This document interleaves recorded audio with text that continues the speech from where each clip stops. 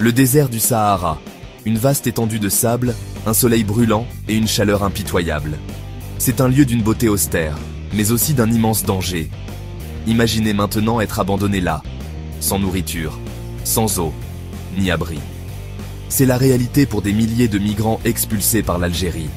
Ils sont laissés à eux-mêmes sous des températures qui dépassent les 45 degrés Celsius. Les plus chanceux trouvent leur chemin jusqu'à Assamaka, une ville isolée au Niger, à des centaines de kilomètres de là. Beaucoup d'autres périssent pendant le voyage. Le soleil tape sans relâche, le sable s'étend à l'infini. Et pour ceux qui sont abandonnés, l'espoir s'amenuise à chaque heure qui passe. Ce n'est pas une scène d'un film dystopique, c'est la brutale réalité qui se déroule aux confins du Sahara. L'expulsion des migrants subsahariens par l'Algérie n'est pas nouvelle. Cela se produit depuis des années, souvent dans le plus grand secret. Cependant, les derniers mois ont vu une escalade dramatique. Des milliers de migrants, hommes, femmes et enfants, ont été rassemblés, détenus et transportés de force vers la frontière sud.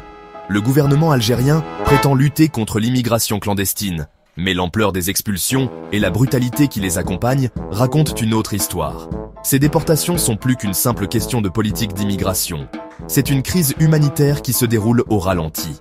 Le monde prend conscience du sort de ces migrants. Mais sera-ce suffisant pour arrêter les expulsions? Qui sont ces migrants? Ce ne sont pas des statistiques sans visage. Ce sont des individus avec des histoires, des espoirs et des rêves. Beaucoup viennent de pays pauvres d'Afrique subsaharienne, Mali, Niger, Cameroun, Guinée. Certains travaillaient en Algérie, essayant de se construire une vie meilleure.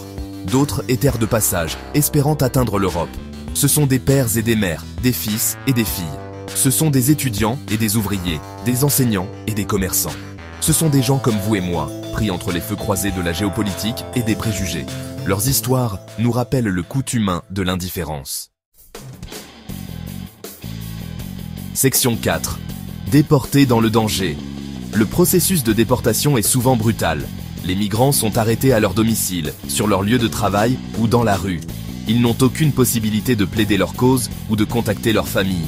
Beaucoup sont détenus dans des centres de rétention où les rapports de mauvais traitement et d'abus sont monnaie courante.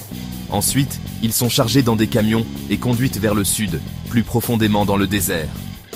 Le voyage peut durer des jours. La nourriture et l'eau sont rares. La chaleur est insupportable. Arrivés à la frontière, ils sont abandonnés, livrés à leur sort dans l'un des environnements les plus hostiles de la planète. Section 5. Les motivations de l'Algérie au-delà des affirmations officielles. Le gouvernement algérien justifie les expulsions pour des raisons de sécurité nationale et d'immigration clandestine. Ils prétendent protéger leurs frontières et lutter contre le terrorisme. Cependant, ces arguments sonnent faux. La vérité est plus complexe. L'Algérie est confrontée à ses propres défis économiques. Le chômage est élevé et les ressources sont limitées. Le gouvernement utilise peut-être les migrants comme boucs émissaires, les accusant des maux du pays. Il y a aussi une dimension géopolitique. L'Algérie se méfie depuis longtemps de ses voisins et rivaux dans la région. L'expulsion des migrants pourrait être considérée comme un moyen d'affirmer son pouvoir et son influence. Quels que soient dans les motifs, les conséquences sont claires. Des milliers de vies sont mises en danger.